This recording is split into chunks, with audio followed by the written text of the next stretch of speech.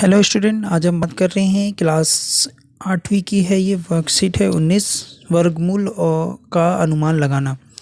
देखिए, वर्गमूल का अनुमान लगाना कैसे हम अनुमान लगाते हैं इसके बारे में सीखने की कोशिश करेंगे। देखिए, वर्गमूल का अनुमान लगाना, इस आकृति में देखिए दो बच्चे हैं, प्रिया और रिया।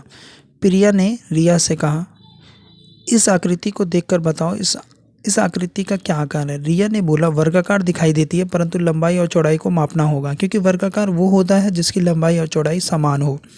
प्रिया ने बोला, क्या तुम बिना नापे लंबाई चौड़ाई को बता सकती हो? नहीं।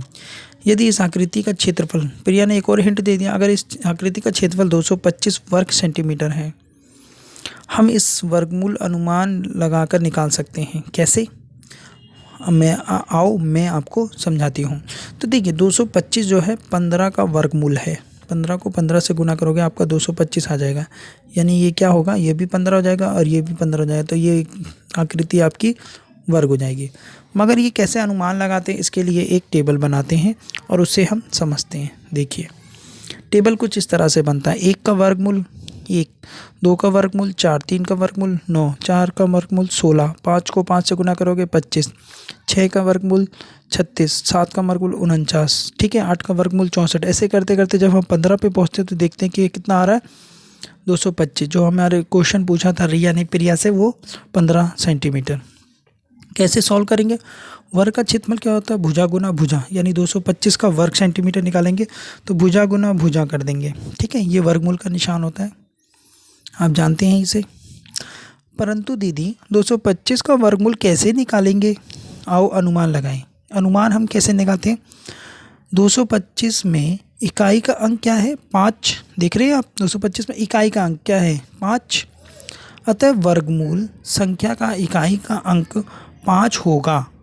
हम जानते हैं 10 का वर्गमूल 100 है और 20 का वर्गमूल 400 है, तो यानी 225 जो है 100 से तो बड़ा है मगर 400 से छोटा है। अब आप देखें, 100 में और 400 के बीच में किसका इकाई का अंक 5 है, तो वो कितना आ रहा है, 15 आ रहा है। ठीक है, इस तरीके से हम अनुमान लगाते हैं।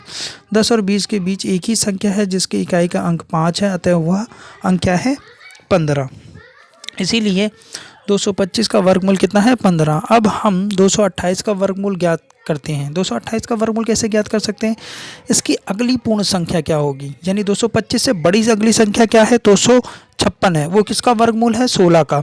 15 का वर्गमूल 225, 16 का वर्गमूल 256 है। इसका मतलब 228 का जो वर्गमूल है 15 और 16 के मध्य में होगा। 15 या 16 के मध्य कोई संख्या होगी जिसका वर्गमूल क्या हो जाएगा, 228 हो जाएगा। 256 की अपेक्षा 228 225 के अधिक निकट है। 225 के अधिक निकट है 228, है ना, 3 ही तो ज़्यादा है 225 से।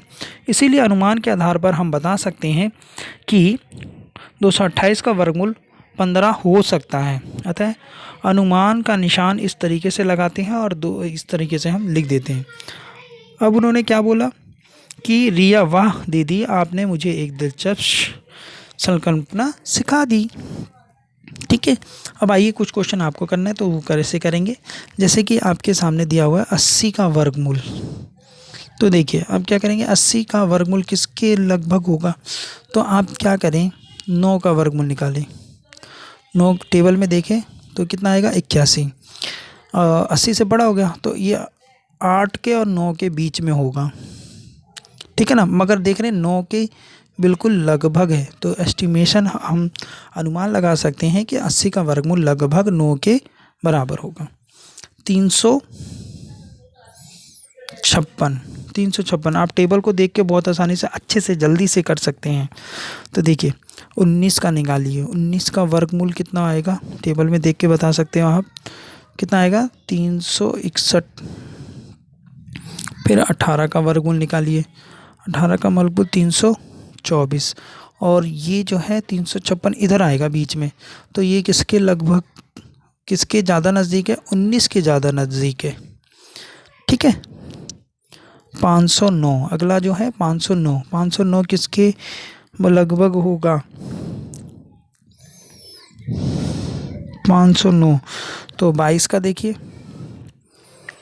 22 का वर्गमूल होगा 484, 23 का वर्गमूल होगा 529, तो ये 509 लगभग 23 के इक्वल होगा।